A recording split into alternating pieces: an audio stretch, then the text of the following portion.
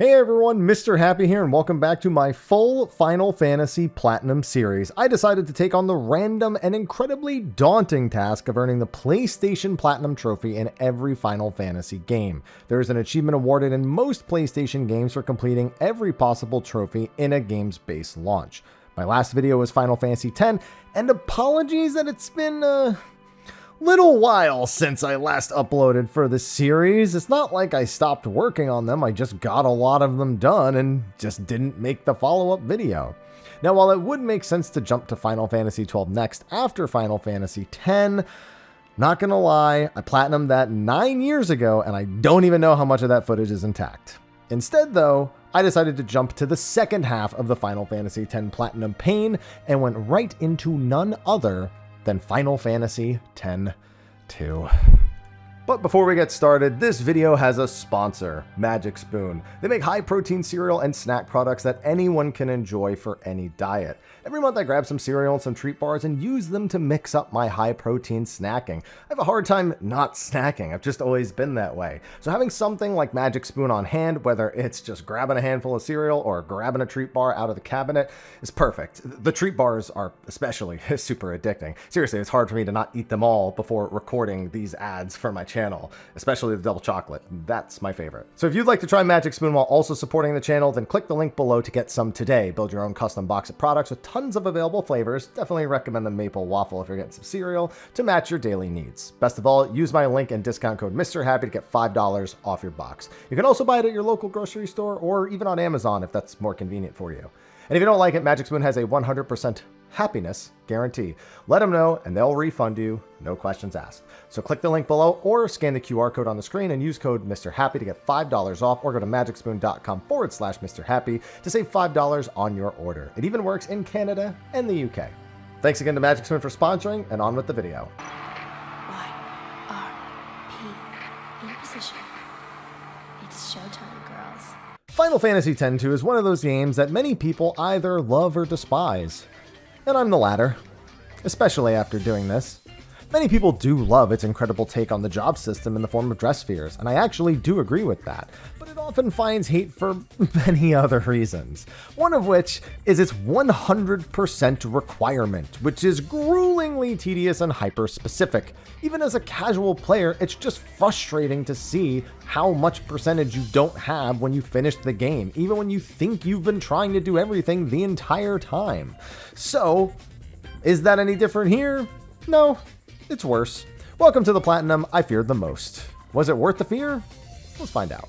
So first, let's just start with some easy trophies. Almost every game at least has some easy ones, and fortunately X-2 does actually have a pretty healthy supply of really, really easy trophies. So no matter what the 100% looks like, we've got some things to look forward to. There's literally one for just changing your dress sphere the first time. Trust me, you won't make it far without that one.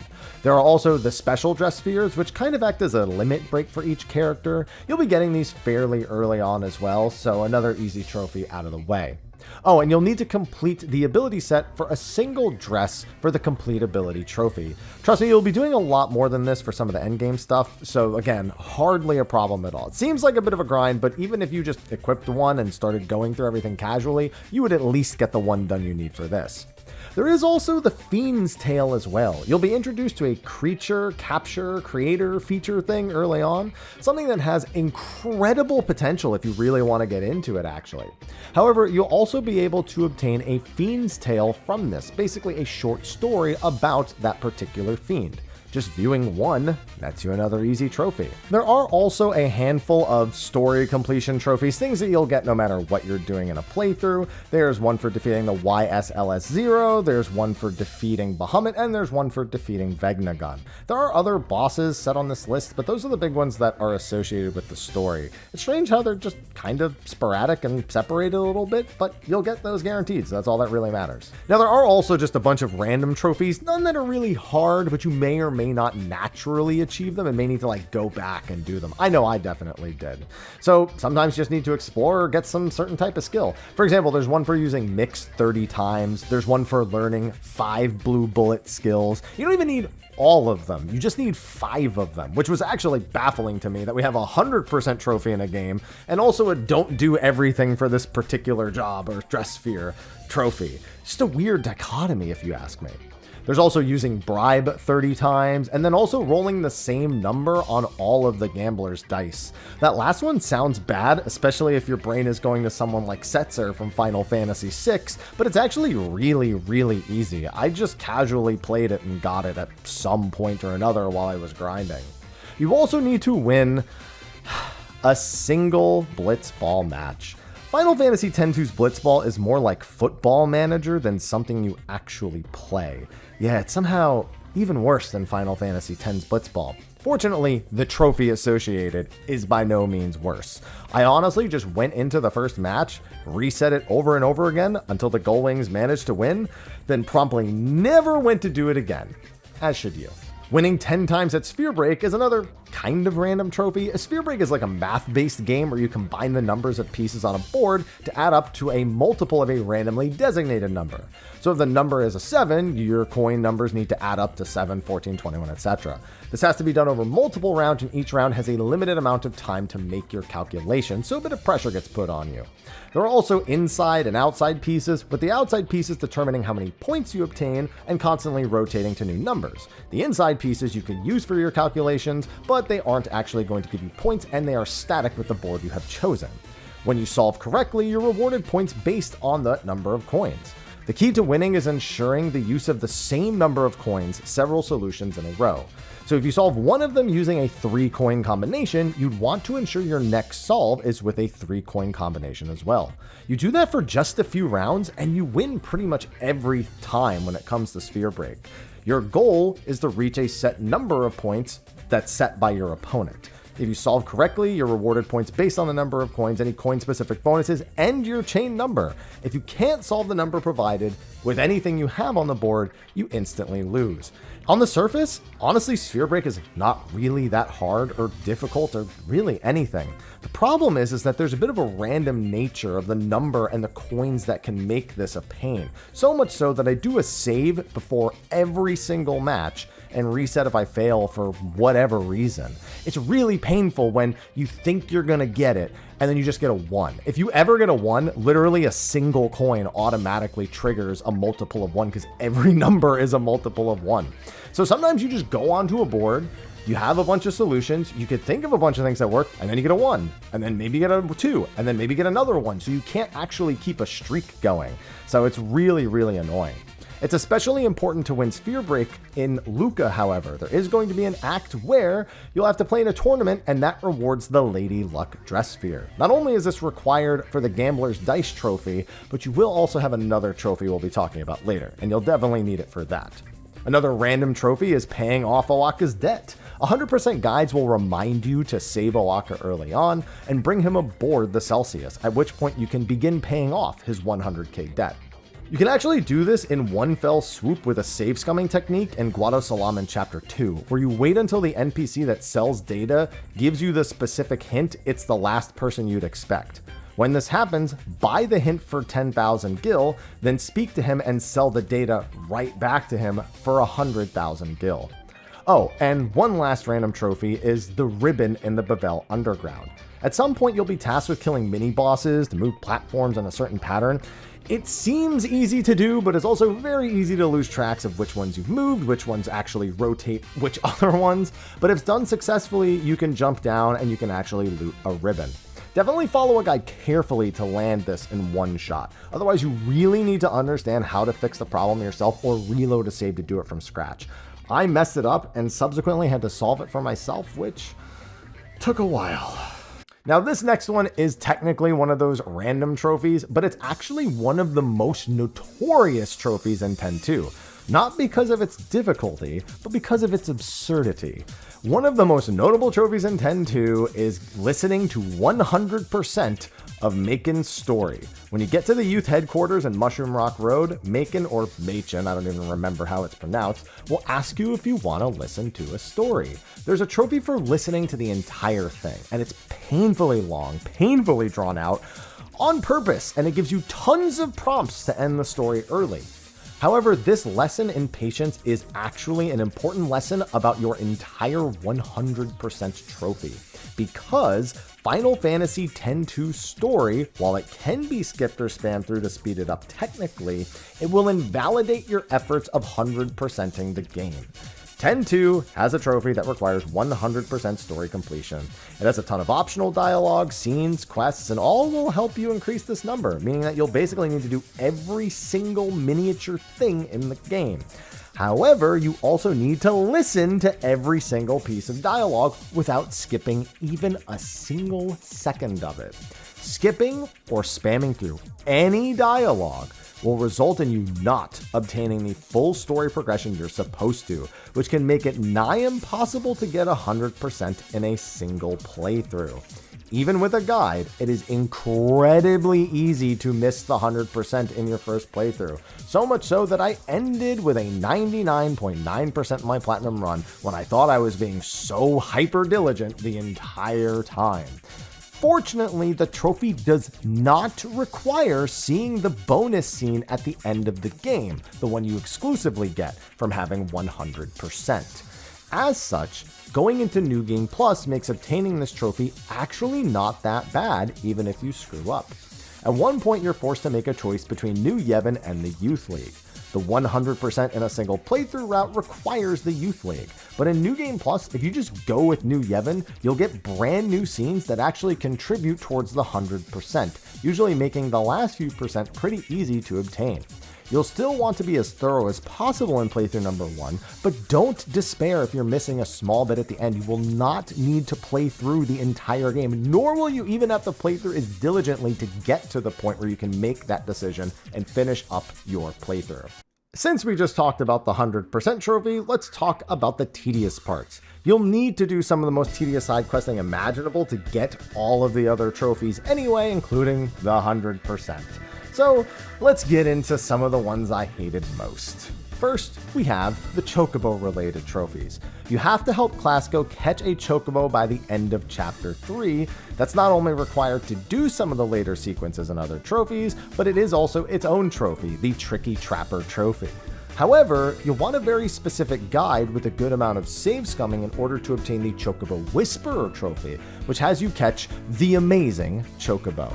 This requires you to send out Chocobos until you've dispatched 4 times at each level range successfully.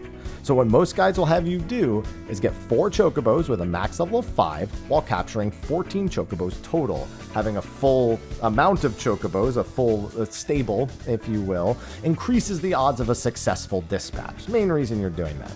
Dispatch your Chocobos that have the max level of 5, fight 7 battles, which is the amount of time it takes for them to finish the dispatch, and then come check the results. If all 4 return successfully, you level them up and dispatch again. If any run away, you reload and try again. It takes a lot of time getting all the Chocobos you want, but the guides are very good at getting you there, so keep one handy for this without a doubt. After that, you'll unlock a bonus dungeon with the amazing Chocobo at the very end of it, and you'll need that bonus dungeon for other trophies on that list no matter what. Next, we have the Gunner's Gauntlet, which can be another pain point for players when it's first made available in Chapter 2 near Besaid. Your goal is to run to the end and defeat as many enemies as possible using ammo you find from slain enemies. Every different enemy has its own ammo drops and point values. If an enemy gets close to you, it removes some of your hearts, and with 0 hearts, the gauntlet will fail. If you run out of time, the gauntlet will fail. You'll need to get to max level in Gunner's Gauntlet to get the Gunner Trophy in the first place. Doing this without any advice is rough, but fortunately, it's not too bad to actually cheese this. There's a spot near the end of the long pathway just past the final waterfall, where you can actually just stand fairly out of the way of every enemy that spawns and safely shoot them. Standing here and using volley shot will wipe everything away, accumulating a massive amount of points. It helps to specifically aim for the Bicochet enemies as they drop volley shots. So using a volley shot when one appears and then looting another and running back to the safe spot lets you infinitely loop with zero risk. Just make sure to have some death shots for the final run as you make your way to the beach to help kill the last few enemies and actually complete the gauntlet itself. It takes some time, but it's far from the worst minigame experience in the Platinum list so far. Alright, I hated those two in particular, but those aren't really too tough. They're just a little bit specific.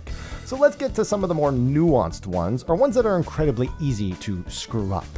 For nuance, let's do the chain attack and damage trophies. There's one trophy to do a 99 chain and another to do 99,999 damage in a single strike.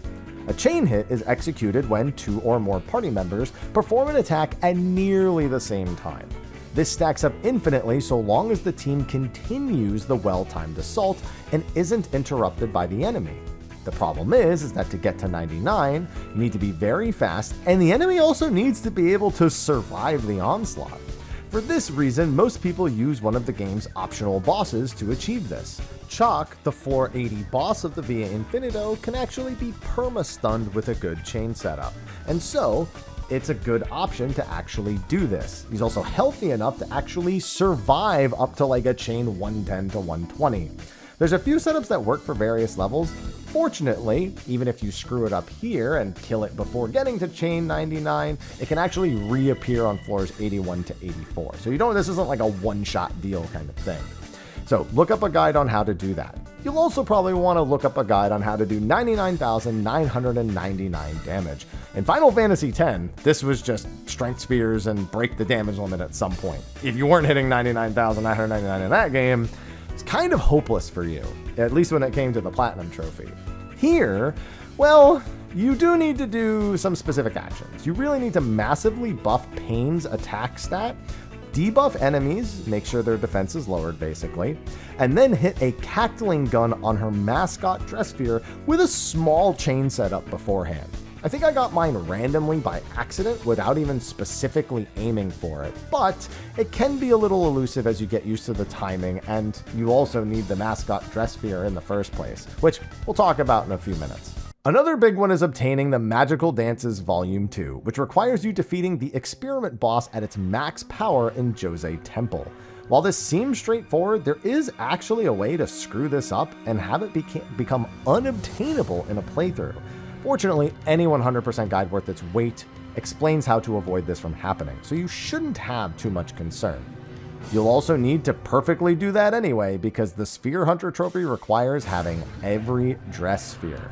This means you'll need to ensure to have either 100%ed every zone story in Act 5, which requires you to have done every act prior completely perfect in every single zone, or to have grinded it out in the Fiend Arena, which can be done super early if you're a hardcore grinder. Frequent Final Fantasy X-2 players often opt for the early mascot to blast through the game, but there's very little reason to do the Fiend's Arena overall in a strictly Platinum playthrough.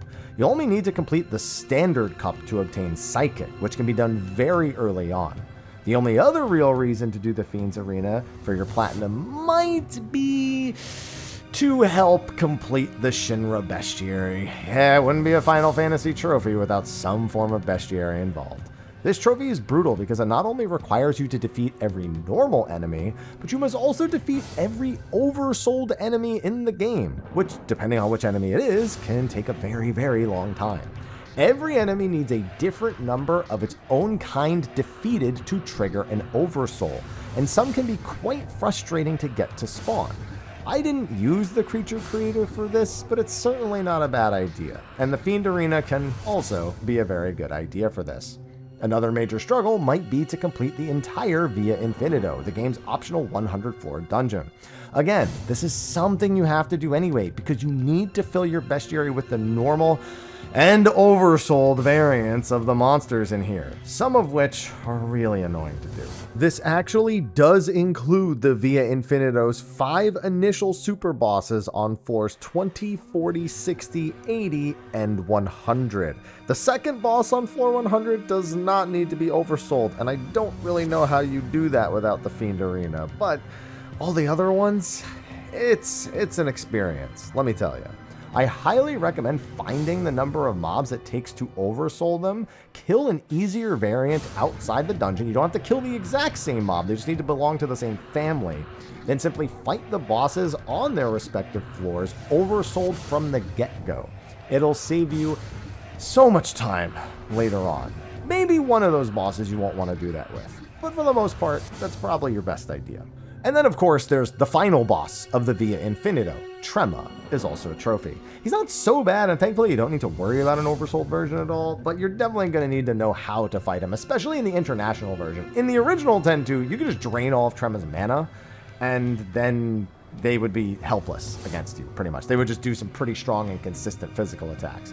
That's not going to work here, so you're going to need a different plan, but just involve surviving for the most part. And then with that, again, you'll need 100% story completion on your save file. We already went over that earlier, but just remember, you don't need to do it in one playthrough. You don't need that final cutscene. You just need to hit 100%. The moment you do something that will give your save file 100%, you don't even need to save. It'll just pop up right then and there. So don't despair if you don't get it in one playthrough. Hey, everyone, future Mr. Happy here. I was going back through the trophy list to make sure I didn't miss anything, and it would appear that I forgot to mention a couple, though following my video, you would have naturally run into these anyway. Dousing the fire requires you to defeat the Salamander. That's a boss that's going to appear in an optional dungeon in Chapter 4 in the Thunder Plains.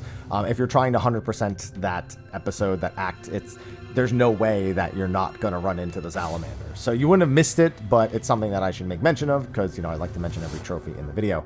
There was also forgetting to mention the actual complete an episode in Chapter 5. That's you need to complete every episode in order to obtain the mascot dress sphere. So in that section, I could have just thrown that in there, but it's kind of implied. It's just another trophy that you would have gotten in that case. So you've 100%ed the game. That means you're done. That means you don't need to do it anymore, right?